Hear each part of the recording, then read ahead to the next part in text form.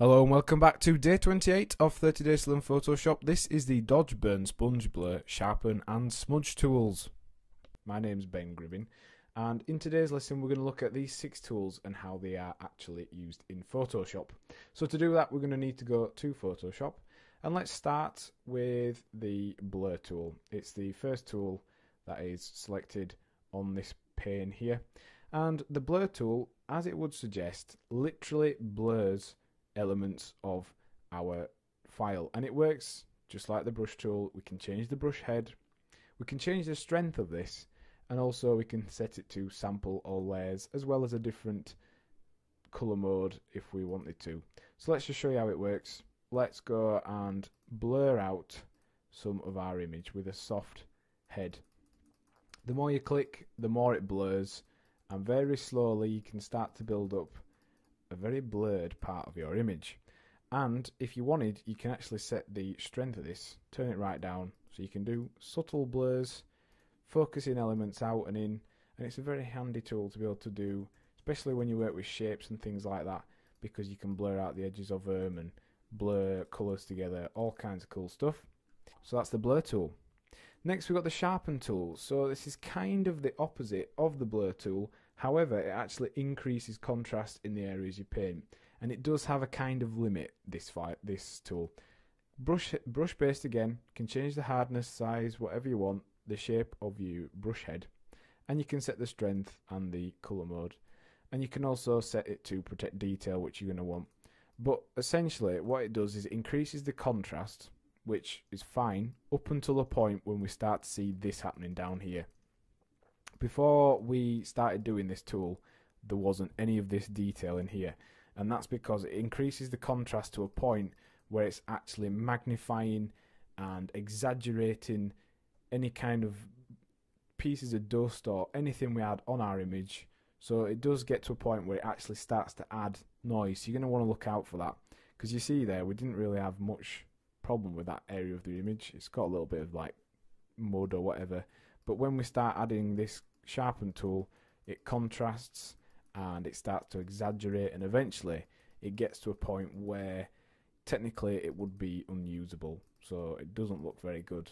But it does help in some cases to just be able to sharpen up areas and focus them. Next we've got the Smudge tool, and this is a really cool tool. It allows you to play around with the shapes of your file. Again, it's brush based, so let's just set it to a harder brush just to show you what it does. We're going to put it onto normal mode, set the strength around 50, and you can see it allows us to actually physically drag the colours, the shapes, and just smudge, blend.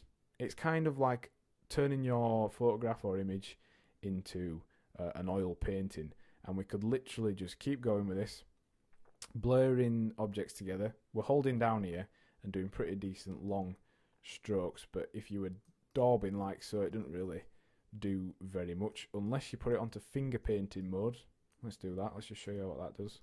You can see here it's a lot more like a kiddie's finger painting, and especially if you do little daubs, it kind of samples the colour from the area and does that. So that's the Smudge tool. Very interesting tool. You can set the strength of it, and you can use this to fade things together and just in general mess around with your images. So let's just restore that back to how it originally was. Then we've got the Dodge, Burn and Sponge tools. Now these are more related to colours. They don't affect shapes or anything like that like these tools did. So let's start off with the Dodge tool, selected by pressing O. Dodge basically means to lighten, and you can choose the actual tones you want to lighten. So let me just make a new layer and explain something very simply. In every image you have got highlights, which are basically whites, you've got midtones, which are greys, and you've got shadows, which are your darker, closer to black colours. So you've got highlights, shadows down here, and midtones. So what we can do is we can actually manipulate the colour range in our file by using this tool, and we can actually lighten any area we want to lighten. So we're using the dodge tool. We've put it to shadows, so this would be kind of the actual shadows of our file. It's a brush based tool, so let's go ahead and just lighten up some of the darker areas of our image, and you can see it changes the exposure in effect. So down here where we've got really dark elements, we can actually start painting in detail that wouldn't otherwise be there. And also it doesn't affect the rest of our image, because yes, we can do this on a broad level. We can change the entire image if we wanted to do. This just allows us to go around and paint in areas where we want more detail and create kind of really detailed images that look really good and have been tweaked till we're completely happy with them. So you can see it's done a pretty decent job of going from this, which is really dark, kind of not very much detail, to a much lighter, much more detailed element, and you can just fade it out using a softer brush head to be able to get a less obvious line, and obviously you would be more accurate when you were doing it. So that's what the dodge tool does. Very handy, especially when you're manipulating images. And its kind of cousin tool is the burn tool. This works again on shadows, highlights and midtones, except the burn tool darkens them. So let's go on to highlights. Let's say this area here is massively overexposed, which is, we can set the exposure and we can turn down, in effect, the exposure of this area. So let's just do that a little bit more neatly. You can turn the hardness up, set the setting down, and we can just paint over here, paint around the element where we want it to be darker, and it will actually change the levels for you on that area where you are painting in effect, sort of painting in detail.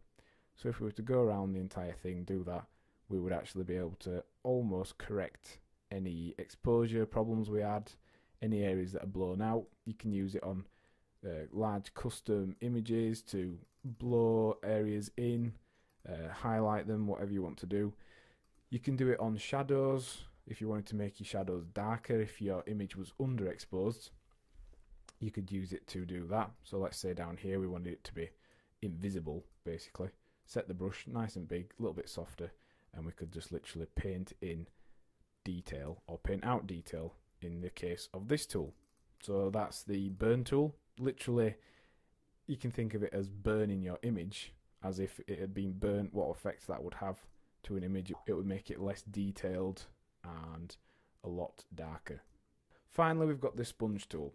Now the sponge tool can work two ways. It can be in desaturate or saturate modes.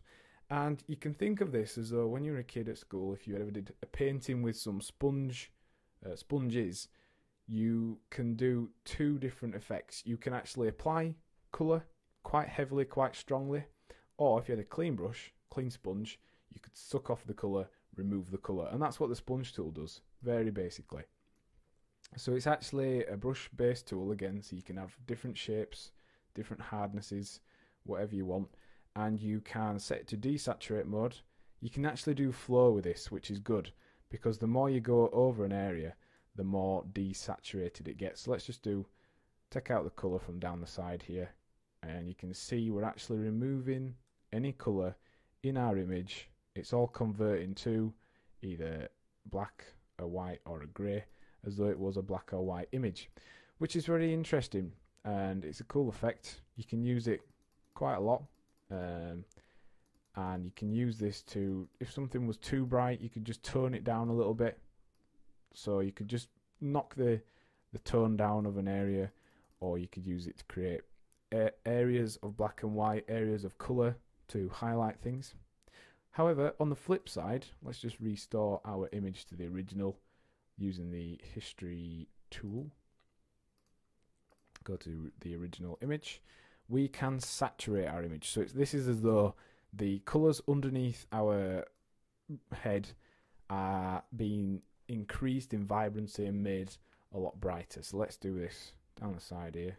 You can see instantly the orange there went basically high vis orange, and if we were to set the brush head large and paint over a larger area of our image, you can see the more and more we brush over the areas, the more the colours are coming out, the more vibrant the colours are becoming, and the more punchy an image becomes, until you get to a point where it's kind of oversaturated. But there is a fine line. You can create some really interesting effects with this, remembering that it is based on flow. So the more you paint over an area, the more and more saturated or desaturated, whichever mode you've got it on, it actually does. So what have we learned in today's lesson? Well, we've learned how and when to use the dodge, burn, smudge, sharpen and blur and sponge tools independently.